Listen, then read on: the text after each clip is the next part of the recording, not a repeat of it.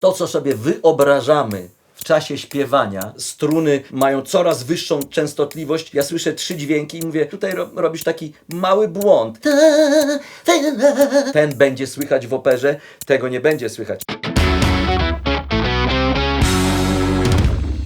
Niedawno jeden z moich uczniów dzwoni do mnie po premierze i mówi: to chyba już koniec, chyba już nic nie zaśpiewam.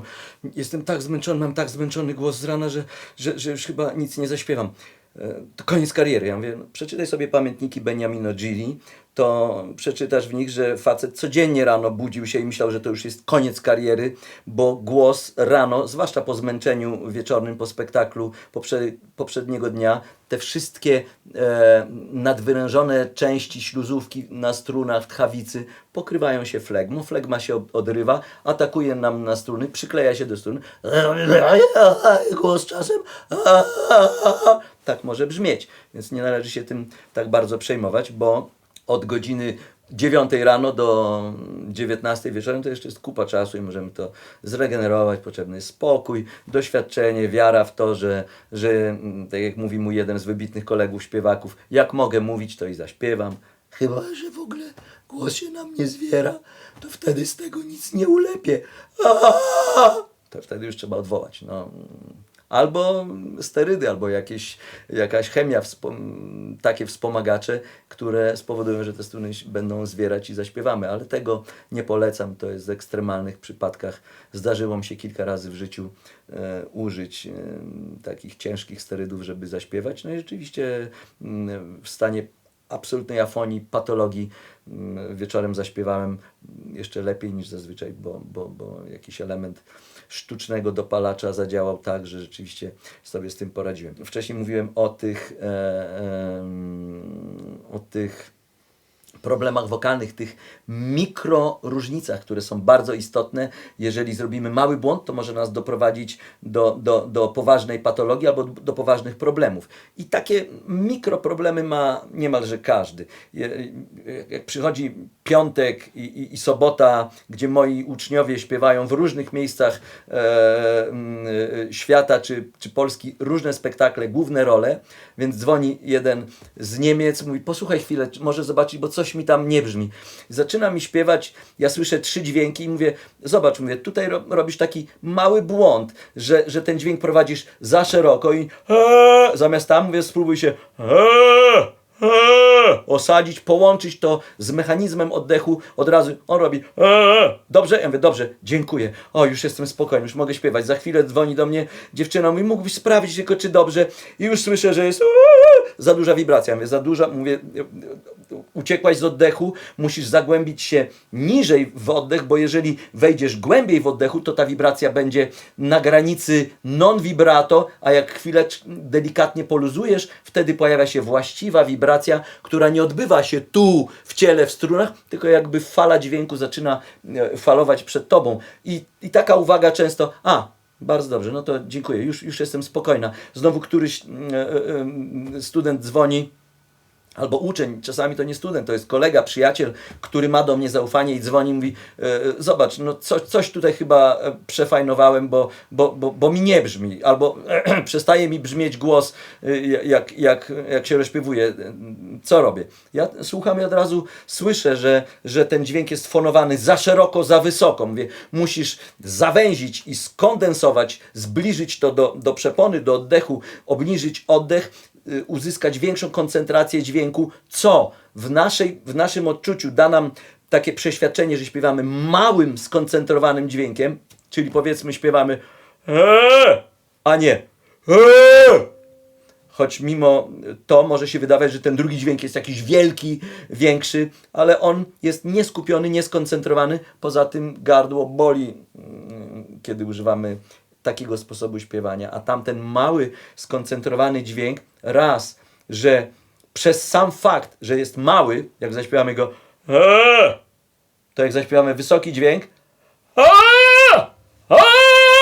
cały czas śpiewamy tak samo mały dźwięk, on jest bardzo skoncentrowany i w związku z tym, że jest odczucie i wyobrażenie, że dźwigamy do góry coś bardzo małego, nawet nawet powiedziałbym więcej, nie dźwigamy niczego do góry. Ten mały dźwięk cały czas zostaje sobie tam w tym gniazdeczku. Mówię, jak w żłóbku Pan Jezus gołą stópką stąpa, to ten dźwięk tak sobie leży na samym dnie, jest mu komfortowo i nie powiększamy go, nie używamy siły, rośnie tylko ciśnienie w związku z tym, że struny mają coraz wyższą częstotliwość, jest coraz większe napięcie jakby mięśniowe i doza ciśnienia wzrasta dwukrotnie, trzykrotnie, czy jeszcze więcej, ale sama istota dźwięku, samo wyobrażenie tego skoncentrowanego dźwięku zostaje nam na dole. I ja jestem od tego, jak dzwonią do mnie przyjaciele, śpiewacy, uczniowie, żeby pomóc im.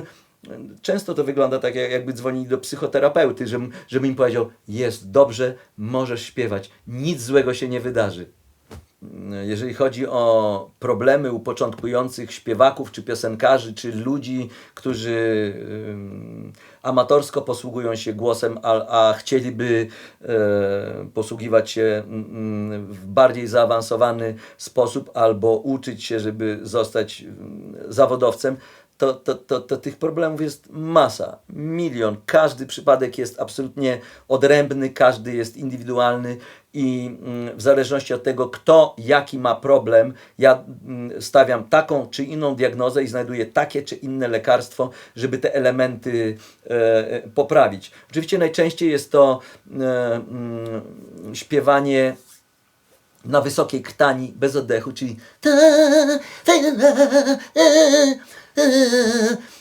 takie śpiewanie, które podrzyna nam głos, niszczy. Raz, że jest brzydki dźwięk, nieefektowny. Nasłuchają się ci młodzi ludzie jakichś tam piosenkarzy, którzy w taki czy w inny sposób zrobili większą lub mniejszą karierę, mając jakąś tam swoją technikę, prawidłowość, którą się posługiwali, ale próba naśladowania i złe zrozumienie tego, jak dany piosenkarz, śpiewak posługiwał się tym głosem i próba takiej imitacji jeden do jednego najczęściej prowadzi do katastrofy. Przez doświadczenie ponad prawie 40-letnie mogę powiedzieć, że to, co sobie wyobrażamy w czasie śpiewania, a to, co wychodzi z nas, jaki dźwięk jest rzeczywisty, jest prawie zawsze odwrotny do tego, co się nam wydaje. Paradoks śpiewu na tym polega, że efekt jest odwrotny do naszego wrażenia, kiedy śpiewamy. Oczywiście jak śpiewamy na mikrofon i mamy od razu odsłuch, możemy usłyszeć to, co jest przetwarzane przez mikrofon i dochodzi z powrotem do naszego ucha, ale w czasie śpiewania akustycznego, bez wzmocnienia i bez odsłuchu elektronicznego, to, co wychodzi z nas, zdarzało mi się bardzo, bardzo często w przeszłości, byłem tak zadowolony z siebie, że pięknie zaśpiewałem, a ktoś, kto był na widowni, patrzy, że tak jakoś bez entuzjazmu. Potem w szczerej rozmowie mówi, wiesz, to nie było słychać, to było tak, czy siak, czy to nie było najlepsze. I tak byłem zdziwiony, przecież jak to? Przecież tak dobrze mi się śpiewało, tak cudownie brzmiał mi ten głos. Ale ten cudownie brzmiący głos, im gorzej brzmi na zewnątrz, tym lepiej brzmi w środku, albo im lepiej mi brzmi w środku, raczej bym powiedział tak, tym gorzej brzmi na zewnątrz. Czyli przez to ucho wewnętrzne, przez tę trąbkę Eustachiusza, ten dźwięk wali nam do ucha wewnętrznego, czyli jak zaśpiewam, wydaje mi się, że śpiewam pięknym, gęstym, szlachetnym dźwiękiem, a tymczasem na sali nie ma, już w pierwszym rzędzie tego głosu nie słychać. A ten głos, który słychać z kolei, że taki bardzo nadźwięczniony, to dla mnie brzmi jak taka sucha szmata i mi się tak, niemożliwe, żeby to dobrze brzmiało. I przychodzą do mnie uczniowie, którzy są powiedzmy pierwszy, drugi raz i po godzinie pracy doprowadzę ich do tego optymalnego dźwięku, że wydobędą. Ja mówię, to jest dobry dźwięk. To jest dobry dźwięk, ale on strasznie brzmi, sucho, brzydko. Potem odsłuchują, każdy zawsze na lekcji sugeruje, żeby nagrywali sobie, dzwonią do mnie po godzinie, odsłuchali, mówi, zajebiście to brzmi, jaka barwa, ja nigdy u siebie takiej barwy nie słyszałem. Ja mówię, no właśnie, widzisz, jest odwrotnie do tego, co ci się wydawało w czasie śpiewania, że to jest suche, brzydkie. Kiedyś śpiewałem taki koncert, jeszcze dawno, będąc studentem, ze Zdzisławem Klimkiem i Stefanią Wojtowicz pod batutą Henryka Czyża, wielkiego polskiego dyrygenta. Ja miałem wtedy tam 23-24 lata, śpiewaliśmy Syna Marnotrawnego, no i spijałem z ust tych wielkich śpiewaków wszystko, co mieli do powiedzenia na temat śpiewu. No i ten Klimek, który był dobrym, naprawdę takim rasowym barytonem verdiowskim, mówi, wiesz mój, bo ten dobry dźwięk, taki naprawdę dobry i zdrowy, to brzmi jak taka szara, śmierdząca szmata. Mówi, taki mat, taki tak go słyszysz w środku. Mówi, a na zewnątrz, mówi, jest kryształ. Jest piękny, wielki, skupiony, kryształowy dźwięk. Więc oczywiście nie można przełożyć tego też tak 1 do 1, że szmatławy dźwięk będziemy szukać za chwilę w sobie i że to ma nam zagwarantować piękny, szlachetny dźwięk. Nie ma tak. I na odwrót, że ten piękny dźwięk będzie brzmiał źle. Że to jest kwestia zaufania do pedagoga, który powie nam, ten dźwięk jest dobry, ten dźwięk nie jest dobry. Ten brzmi wspaniale, ten nie brzmi dobrze. Ten będzie słychać w operze, tego nie będzie słychać. Ten będzie dobrze nagrywał się i będzie dobrze zbierany przez mikrofon, a ten będzie brzmiał ubogo, jeżeli go wpuścimy na mikrofon. Więc trzeba mieć kogoś na etapie edukacji, do kogo mamy zaufanie, kto ma wielkie doświadczenie, kto nam powie, to jest dobre, to nie jest dobre, dlatego że sami nie jesteśmy w stanie tego ocenić, bo jak powiedziałem, to co się nam wydaje, efekt jest odwrotny. No, wytrzymałość wokalną możemy poprawić przez kontynuowanie prawidłowego śpiewania, prawidłowej emisji. No, od tego są pedagodzy, daj Boże, żeby byli wybitni, którzy potrafią wysłyszeć, w jakim dźwięku jest element patologii. Jeżeli przychodzi do mnie śpiewak operowy, obojętnie jak zaawansowany, czy początkujący, czy gwiazda światowego formatu, żeby skonsultować ze mną technikę albo jakiś element techniki, to ja jestem od tego, żeby w dźwięku, który jest dla przeciętnego ucha akceptowalny, ja słyszę, że kontynuowanie takiego modelu śpiewania na drodze ewolucji, rozwoju w ciągu minuty doprowadzi nas do ściany w labiryncie, gdzie dalej nie pójdziemy i tworzy się problem i musimy wyjść do tyłu i szukać innych rozwiązań. Więc to jest bardzo szeroki temat, jak wychwycić, który dźwięk ma w sobie znamiona patologii. Czyli dla mnie jest sprawa dosyć prosta, zero-jedynkowa, że dźwięk na oddechu jest bezpieczny, dźwięk nie na oddechu jest patologiczny, który doprowadzi do zniszczenia głosu, do niedomykalności guzków śpiewaczych albo wylewu na strunach.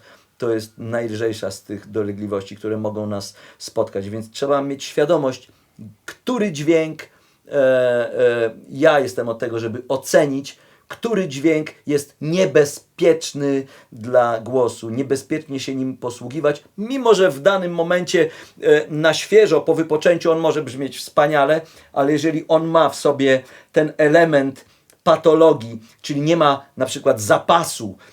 Ja zawsze wyobrażam, że nad dźwiękiem, że nigdy nie śpiewam na full, że dźwięk musi mieć duży zapas wolumenowy, czyli jeżeli chodzi o głośność, o moc, o jakość użycia tego ciśnienia, że w dźwięku nawet optymalnym, który wydaje się już jest bardzo mocny, mamy jeszcze zapas, że ten najmocniejszy dźwięk, jaki mogę z siebie wydobyć, to jest na 80% i ten forte fortissimo, który śpiewam na 80%, ma jeszcze te 20% zapasu, co jest bardzo ważne, jeżeli chodzi o higienę głosu.